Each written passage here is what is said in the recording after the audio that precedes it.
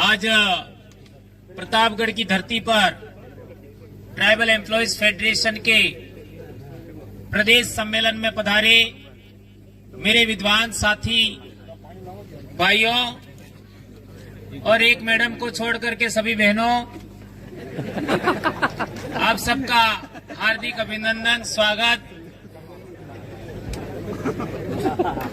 और आप लोगों ने इतनी बड़ी संख्या में आप सब यहाँ पर पधारे, उसके लिए मैं थोड़ा सा हमारे राज्य के शिक्षा मंत्री जी का भी हार्दिक अभिनंदन करना चाहूंगा। आपका ये आदेश थोड़ा सा और कड़ाई से भी आगे होना चाहिए, ताकि चाहे कितने भी संगठन हो, लेकिन हम लोग राज्य सम्मेलन होता है या जिला सम्मेलन होता है, उसमें हम घर पे छुट्टियां ना मनाएं। तो बहुत सारी बातें हमारे बीच में हुई, सभी भाइयों ने बहुत अच्छी हमारे बीच में बातें रखी, हमने सुनी और इसको अमल भी हम लोग आगे करेंगे, ऐसी आशा और विश्वास करता हूं। दोस्तों, हमारे समाज के सामने और शिक्षक समाज के सामने बहुत बड़ी समस्याएं हैं। आज यहाँ पर विभिन्न समाज के यानी सभी समाजों के साथी हमारे बीच में आए। कल सभी साथियों ने कुछ राय हमसे मांगी कि भाई कुछ हमारे सामान्य वर्ग के साथी, अन्य वर्ग के साथी भी हमारे बीच आना चाहते हैं, तो क्या किया जाए। तो चूंकि हमारा इलाका ट्राइबल एरिया है, इस वजह से हम लोगों ने हमारे समाज के लिए संगठन जरूर बनाया, लेकिन आदिवासी तो जीव मात्र के कल्याण के लिए काम करने वाला है। तो यहाँ पर सभी समाजों का और जो शिक्षक साथी है उनका तो हम लोग स्वागत अभिनंदन करते हैं। और आज जो भी साथी दूसरे समाज के साथी, सामान्य वर्ग से आए, ओबीसी वर्ग से आए, माइनॉरिटी से आए, एससी से आए, उन सबका स्वागत अभिनंदन करता हूं। दोस्तों, शिक्षक समाज के सामने बहुत बड़ी समस्याएं हैं। उन समस्याओं को लेकर के हमारी जो मांगे हैं, उन मांगों पर सरकार को निर्णय करना चाहिए, सोचना चाहिए और इस पर अमल भी करना चाहिए, ऐसा हम कहना चाहते हैं। कल परसों हमारा महाराष्ट्र में राष्ट्रीय स्तर का आदिवासी एकता परिषद का सम्मेलन हुआ, उसमें हम लोग गए थे। तो आप सभी को मालूम ही है कि हम लोगों को कई लोग अलग अलग नाम से पुकारते, हमारे कई प्रकार के लोगों ने नाम बना दिए हमको बगैर पूछे। तो एक सुप्रीम कोर्ट का जजमेंट आया 5 जनवरी 2011, उसके अंदर लिखा है एबोरिजिन और शेड्यूल ट्राइब और ब्रैकेट में लिखा है आदिवासी। ये पहचान दिलाने वाली नंदाबाई भील, जिसके ऊपर रेप हुआ और उसको कपड़े निकाल करके शहर में नंगा घुमाया गया था, उस महिला का हम लोगों ने उद्बोधन सुना, उनकी पीड़ा सुनी, वे रो पड़ी और मंच ही नहीं, बहुत सारे लोगों की आंखें नम हो गई कि हमारे समाज के साथ किस तरीके का शोषण, दमन होता है, उत्पीड़न होता है। और इसके बाद 2 या 3 वक्ताओं के बाद में मेरा नंबर आया और मैंने बहुत सारी बातें हमारी महिलाओं के साथ में, चाहे मणिपुर हो, चाहे मध्य प्रदेश हो, चाहे राजस्थान में हो, उनके बारे में बहुत सारी बातें मैंने रखी। और इसके बाद कई सारे साथियों ने इसका बहुत ज्यादा स्वागत अभिनंदन किया। ये इस तरीके का साहस हमको करना चाहिए, ये मैं कहना चाहता हूं। ये घटना मैंने इसलिए सुनाई कि यही हालात पूरे देश भर में हमारा समाज जहां भी रहता है, हमारे समाज के साथ में इस तरीके का होता है। तो हमको बगैर डरे, साहस करके, और अपने नौकरी तो कोई लेने वाला नहीं है, ये आप समझ लें। और नौकरी मेरा जाना था तो चला जाता, नहीं गया तो आपका तो जाने वाला नहीं है। इसलिए हमको डरने की जरूरत नहीं है। और सुप्रीम कोर्ट के भी कई जजमेंट हैं, उनका अध्ययन आपको करना चाहिए। एक और बात, शिक्षा के बारे में हमारे जोधपुर के भाई हेमाराम जी ने बात बताया। यदि हमारा समाज के जो कर्मचारी भाई हैं, वे कर्मचारी भाई अपना दिन का तो ना कहूंगा मैं, लेकिन यदि महीने का हम 100 रुपया देवें मात्र हमारे समाज की बेहतर शिक्षा के लिए, महीने का 100 रुपया हम हमारे ब्लॉक अध्यक्ष के पास जमा कराएं, तो एक महीने में कितना राशि इकट्ठा हो सकता है एक जिले में? सोचिए।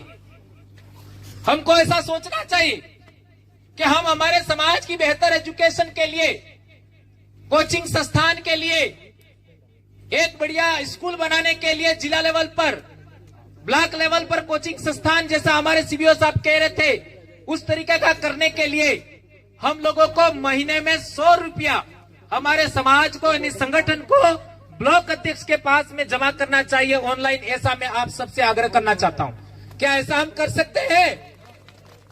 हाथ ऊंचा करके बताइए, क्या हम लोग ऐसा कर सकते हैं? तो ये काम हमको करना चाहिए।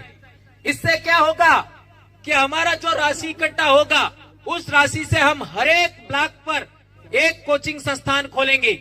वहां पर अच्छे स्कूल का आपका किताबों की व्यवस्था होगी, रहने का, खाने उठने बैठने का प्रबंध होगा, तो हमारे बच्चों को पैसा दे करके ज्यादा आपका कोचिंग के लिए ज्यादा खर्चा नहीं करना पड़ेगा और ब्लॉक लेवल पर कोचिंग की व्यवस्था होगी। और यदि हमारे पास धनराशि हम लोग अच्छा संग्रहित कर लेते हैं, तो हमको सौगंध खानी चाहिए इस मालवा की धरती, कांठल की धरती, प्रतापगढ़ की धरती, हमारे भीलों की धरती से सौगंध खानी चाहिए कि हम लोग कर्मचारी लोग ट्राइबल एम्प्लॉयज फेडरेशन के लिए के हर एक जिले में एक उच्च स्तरीय सुविधा युक्त विद्यालय खड़ा नहीं करते, तब तक हम चैन से नहीं बैठेंगे। ऐसा हम लोगों को आज संकल्प लेना चाहिए, ऐसा मैं कहना चाहता हूं। क्या हम लोग इस तरीके का सोच सकते हैं क्या? तो हम लोगों को एक महीने में एक बार हम लोगों को 100 रुपया हमारे संगठन को देना चाहिए, तो हम लोग ऐसा कर सकते हैं, ये बात मैं कहना चाहता हूं। इसी में ये दो काम, पहले हमको ब्लॉक लेवल पर कोचिंग का करना है, इसके बाद जिला लेवल पर हम एक बड़ा हमारा स्कूल खड़ा करें, हमें ऐसा प्रयास करना चाहिए। एक और बात, हमारे समाज में हम लोग शिक्षा को लेकर के बहुत सारी बातें करते हैं, हेल्थ को लेकर के भी बहुत सारी बातें हम करते हैं, तो कई लोग हमको अलग अलग तरीके से प्रताड़ित करते हैं, ट्रांसफर करते हैं, एपीओ करते हैं और धमकियां तो बहुत सारी देते हैं। तो हमारे बाप दादे गर्दन कटाने से नहीं डरे, हमारे बाप दादाओं ने भूख से तड़प करके किसी के दरवाजे पर जाकर के भीख नहीं मांगी। हमारे बाप दादाओं ने शरीर पर कपड़ा नहीं होते हुए भी किसी के घर जाकर के गुलामी नहीं किया। क्या ये बात सच है कि झूठ है? तो हम लोग एक ट्रांसफर से डरेंगे क्या? नहीं डरना चाहिए।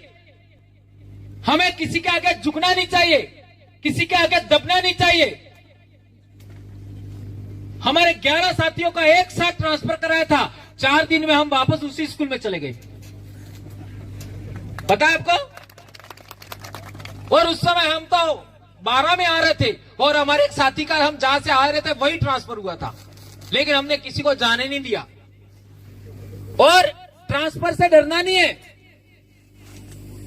होते रहेंगे, लेकिन कोर्ट भी तो है, तो कोर्ट में जाने से भी डरना नहीं चाहिए। और कोर्ट में आप जाओगे तो आपको राहत जरूर मिलेगी, इसका हम जीता जागता उदाहरण है। एक और बड़ी बात है, जुलाई, अगस्त और सितंबर 3 महीनों में आप देखिए, जुलाई में 15 दिन तो हमारे बच्चों का एडमिशन वगैरह ही चलता है। क्या ये बात सही है? और अगस्त में क्या आता है? 15 अगस्त। तो 15 अगस्त की तैयारी हम कितनी करवाते हैं? 10 दिन तो मान लो। और अगस्त में ही बहुत सारे त्योहार शुरू हो जाते हैं, वो व्रत उपवास वाली, और फिर सितंबर महीने में खेल कूद आ जाते हैं, और सबसे ज्यादा बच्चे स्कूल में इन्हीं 3 महीनों में आते हैं। ईमानदारी से बताइए, आप सभी भाई जो यहाँ पर हैं, बहनें वगैरह, तो आज आपके स्कूल में देखिए 30 से 40% बच्चे आ रहे कि नहीं आ रहे? इतने भी नहीं आ रहे। विचार करिए, यदि हमारे समाज की शिक्षा बचानी हमें, तो हमें 3 महीना जुलाई, अगस्त, सितंबर में 70% कोर्स करवा देना चाहिए। ये आप सभी से आग्रह करना चाहता हूं। मेरा 70% कोर्स 6ठी, 7वीं, 8वीं का मैं दिवाली से पहले हर हाल में खत्म करता हूं, तो हमको करना चाहिए। कम से कम 1 सप्ताह के अंदर मैं 2 बार मेरी कक्षा की कॉपी होमवर्क की जांच ही देता हूं, तो हम लोगों को यह भी करना चाहिए। और एक बड़ी बात आपके बीच में रखना चाहता हूं, और सरकार से भी हम मांग करना चाहते हैं कि दक्षिणी राजस्थान के आदिवासी बेल्ट अनुसूचित क्षेत्र में आपका जुलाई, अगस्त, सितंबर तक कोई भी एक्स्ट्रा गतिविधि नहीं होना चाहिए। यहां तक कि खेल भी दिवाली की छुट्टी से पहले होना चाहिए। यह हम सबसे बड़ी मांग करते हैं दोस्तों। क्या यह करना चाहिए? तो खेल के नाम पर 1 महीना बिगाड़ देते हैं हमारा, और पिछले साल तो खेल खेल खेल सारा साल निकल गया था, और हमारा एजुकेशन बिगड़ जा रहा है। तो हमारे समाज का एजुकेशन सुधारने के लिए हम लोगों को मांग करनी चाहिए, बड़े पैमाने पर बोलना चाहिए कि जुलाई, अगस्त, सितंबर, इन 3 महीनों में कोई भी एक्स्ट्रा काम नहीं होना चाहिए, केवल पढ़ाई होनी चाहिए, इसके अलावा दूसरा काम नहीं होना चाहिए। और खेल की बात है तो हम सभी मांग करें ट्राइबल एम्प्लॉयज फेडरेशन के माध्यम से कि पूरे राजस्थान में खेल दिवाली छुट्टी से पहले होना चाहिए, उससे पहले नहीं होना चाहिए। 3 महीना केवल पढ़ाई होना चाहिए। और आपका फंडामेंटल ड्यूटीज है 51A, उसके तहत वैज्ञानिक दृष्टिकोण करने का, आपका विकसित करने का समाज के अंदर और बच्चों में हमारा कर्तव्य बनता है।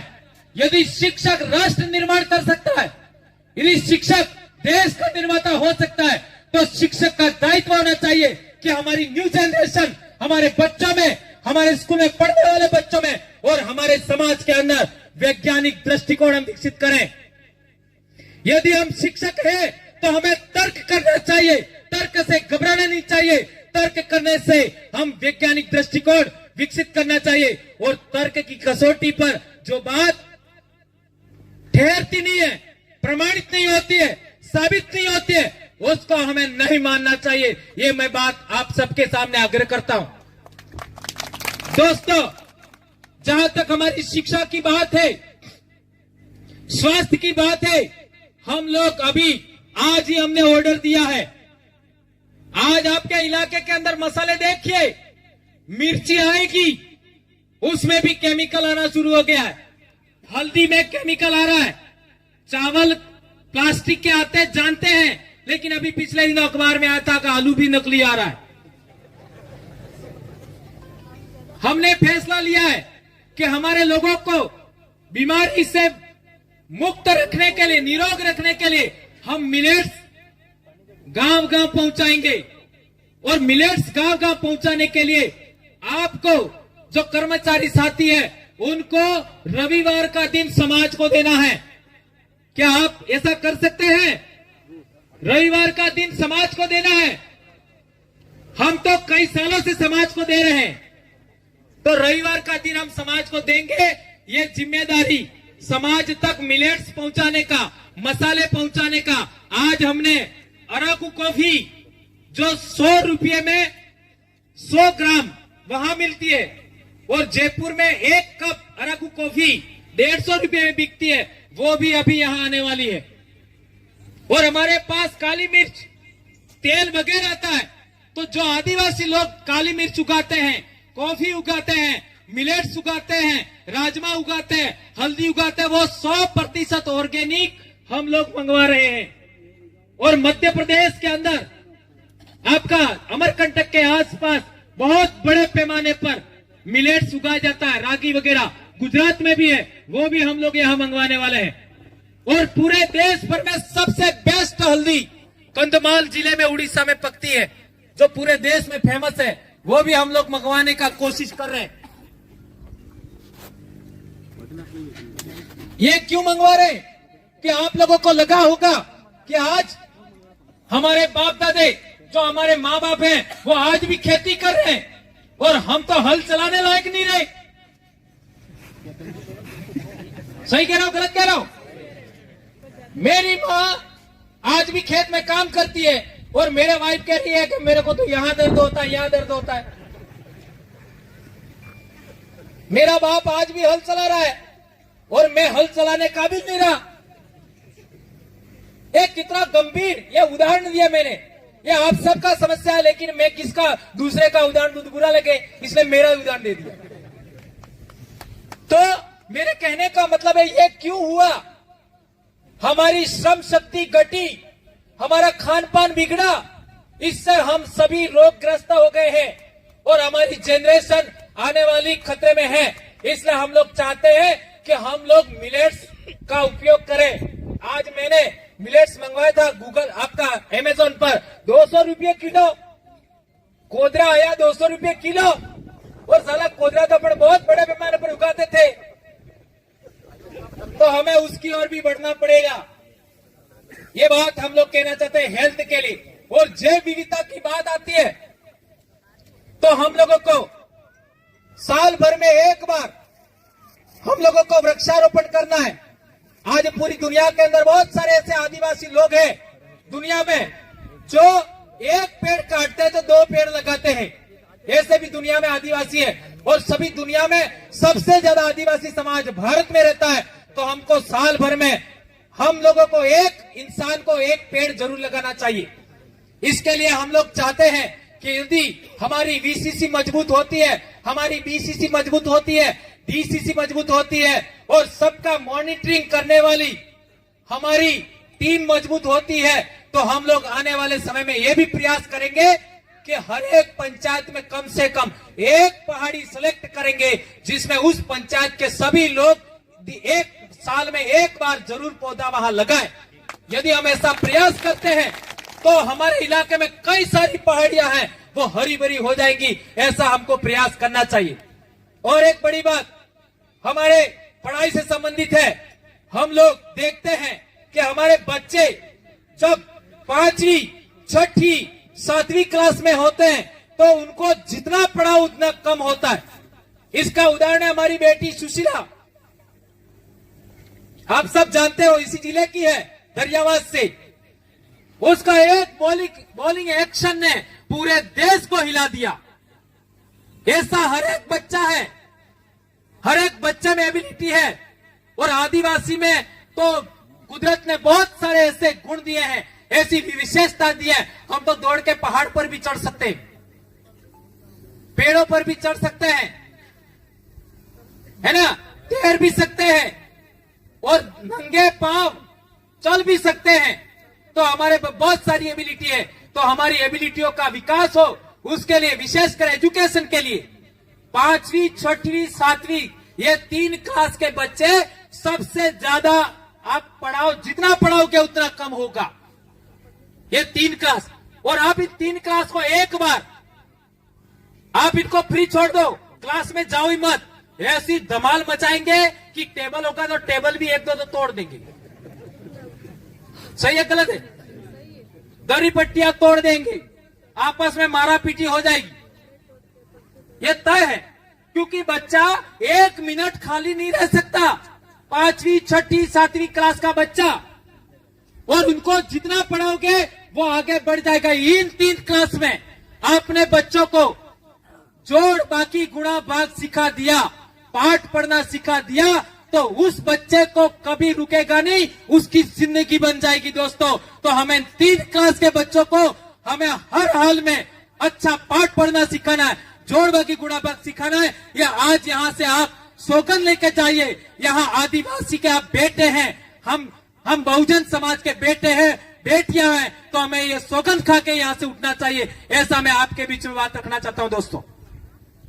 और एक बात, 8वीं क्लास के अंदर बच्चा के 2 रास्ते स्टार्ट होते हैं, ये मैं बार बार बोलता हूं। 8वीं क्लास में थोड़ा सा बाल उल्टा टेढ़ा काटेगा ना 8वीं क्लास में,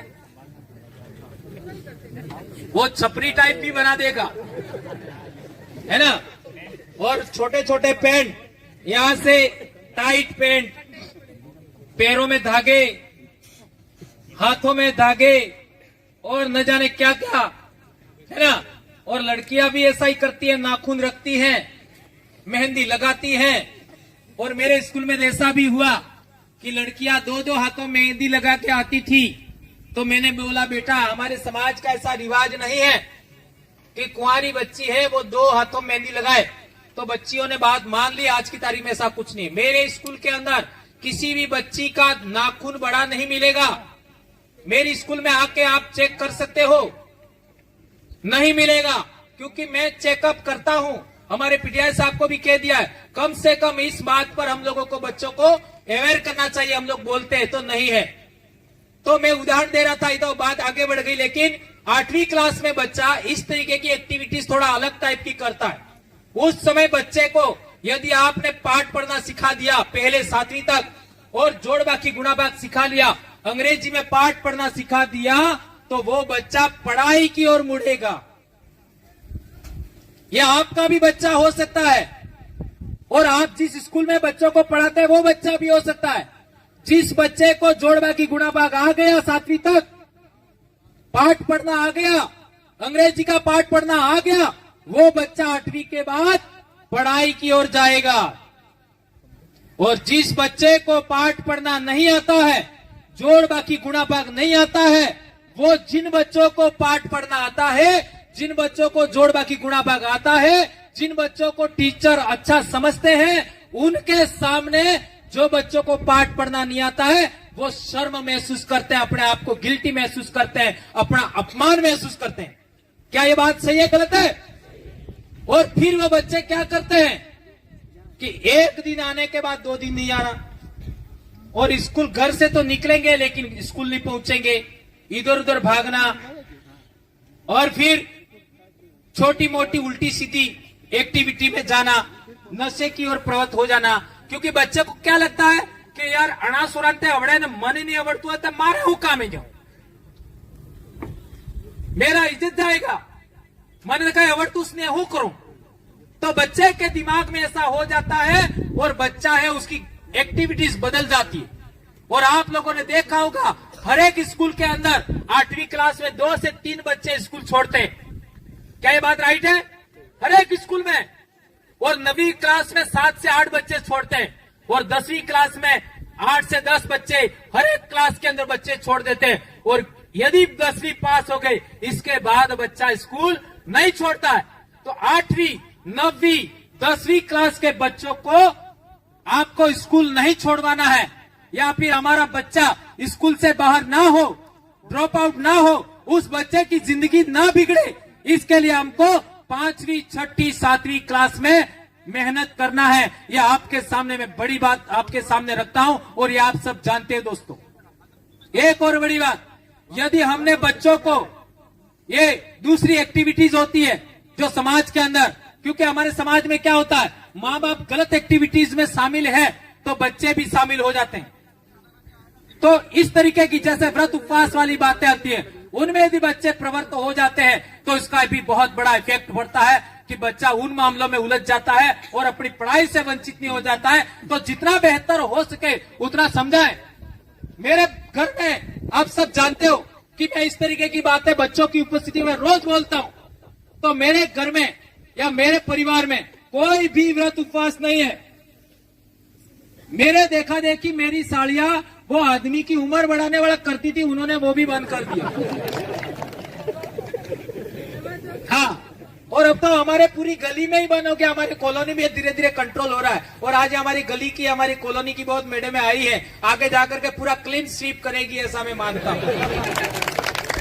क्योंकि हमारी मैडमों का या हमारी बहनों का, हमारी खुद की गर्दनियणी है, उसकी भी उम्र बढ़ने वाला यदि कोई व्रत हो तो ठीक है यार, अपना अकेले का क्या करना है। मैंने यही उदाहरण दिया था मेरी मैडम को कि मेरे को कुछ नहीं होने वाला, तू छोड़ दे, तो छोड़ दिया। ये कुछ हो भी नहीं रहा है तो आपका भी नहीं होगा। इन चीजों में ये आपका मजाक टाइप में मैंने बात करा, आप लोगों का थोड़ा सा आनंद, ये क्या कहे, आपकी मनोरंजन हो जाए। तो ये उदाहरण मैंने क्यों दिया, ये इसलिए दिया कि ये एक उदाहरण दिया, इसमें दूसरी बहुत सारी बातें आप समझ सकते हैं। इसकी वजह से क्या हो रहा है कि हमारे बच्चों को क्या लगता है कि एकाडनू करूंगा तो पास दूंगा। मेरे भी ऐसा दिमाग में हुआ था, 9वीं क्लास में था, नहीं किसी ने पकड़ा दिया 9वीं क्लास में कि एकाडन करूंगा तो असल नंबर आवे।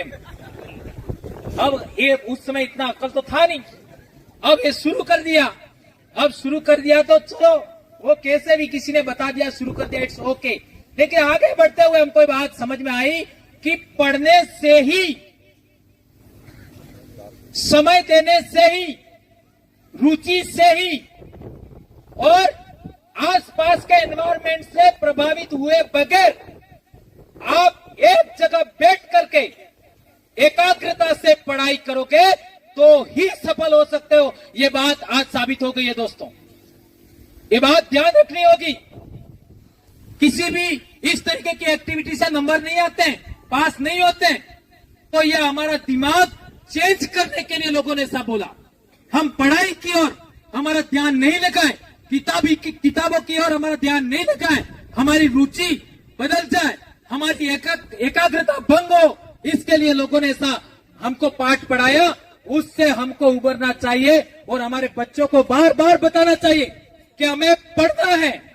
और पढ़ना भी क्यों है, हमारे आने वाली जनरेशन के लिए, हमारे समाज के लिए, हमें इस देश में वापस मालिक सिद्ध होने के लिए, जो 5 जनवरी 2011 सुप्रीम कोर्ट के जजमेंट ने कहा, वो साबित करने के लिए, इस देश का वापस हमारे बाप दादाओं की तरह हुक्मरान बनने के लिए हमको पढ़ना है। और हमारे हक अधिकार सुप्रीम कोर्ट के जजमेंट लागू कराने के लिए हमको पढ़ना है। ये बच्चों को हमें बार बार सिखाना है और संविधान की प्रस्तावना के अनुरूप हमारे स्कूल का वातावरण होना चाहिए, ऐसा मैं आप सबसे आग्रह करता हूं।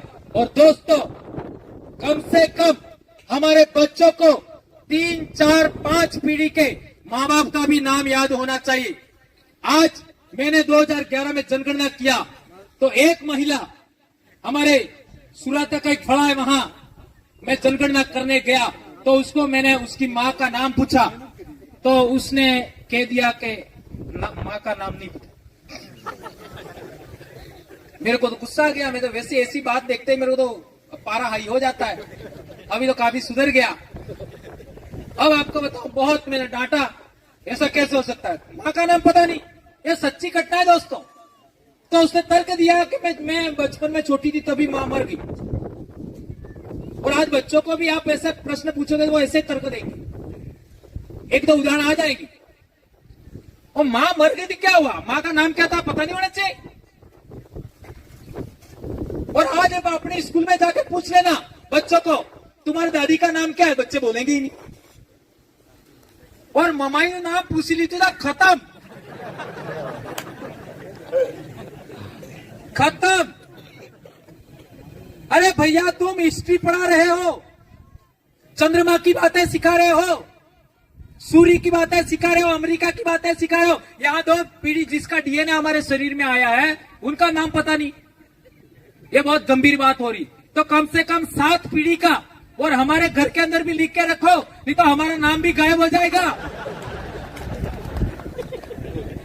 हाँ, पीढ़ी सर 15 बाद मामला खत्म। इसलिए घर के अंदर अपने कितने भाई है नाम होना चाहिए, और भाभिया बहू है उनका भी नाम होना चाहिए, और हमारे पिताजी कितने भाई है, कितनी काकिया बाबिया है, मोटाइया है, उनका नाम होना चाहिए, दादा का, दादियों का, उनके फैमिली। इस तरीके से फैमिली ट्री हमको घर में लगाना चाहिए। कम से कम हमारे बच्चों को नाम तो पता होना चाहिए। ये बात आप सब करेंगे ऐसी मैं आशा अपेक्षा करता हूं। एक और बड़ी बात, हमारे इलाके में हम लोगों ने देखा है कि आप लोग 12 ट्राइब्स है पूरे राजस्थान में, 12। तो दूसरे नंबर का ट्राइब कौन सा है? दूसरे नंबर जो जवाब लट लेन बिली बस पहले नंबर पे है बिल तो, और दूसरे नंबर पे मीणा नहीं है, बिल मीणा है। पहले नंबर पे क्या है? बिल। दूसरे नंबर पे बिल मीणा, और 7वें 8वें नंबर पे है मीणा। तो 90 पे मीणा है, और दूसरे पे पहले नंबर पे क्या है?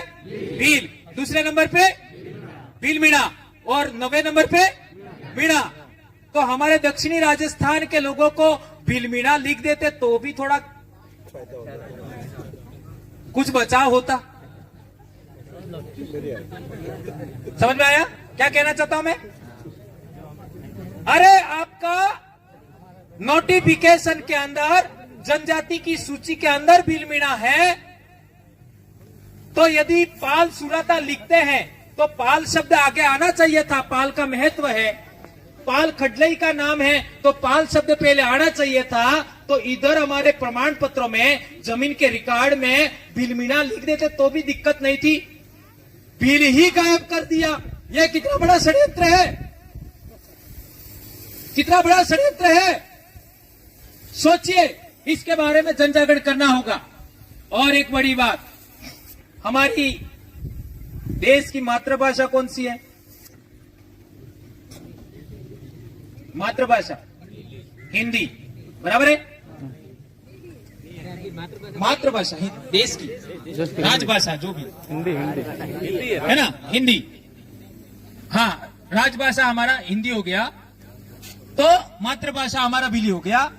तो मैं उदाहरण से समझाना चाह रहा था कि भीली आपका हिंदी के अंदर अरबी भाषा के शब्द भी हैं, हिंदी के अंदर फारसी भाषा के शब्द हैं, हिंदी के अंदर तुर्की भाषा के शब्द हैं, हिंदी के अंदर पश्तो भाषा के शब्द हैं, और ये सभी भाषाएं विदेशी हैं।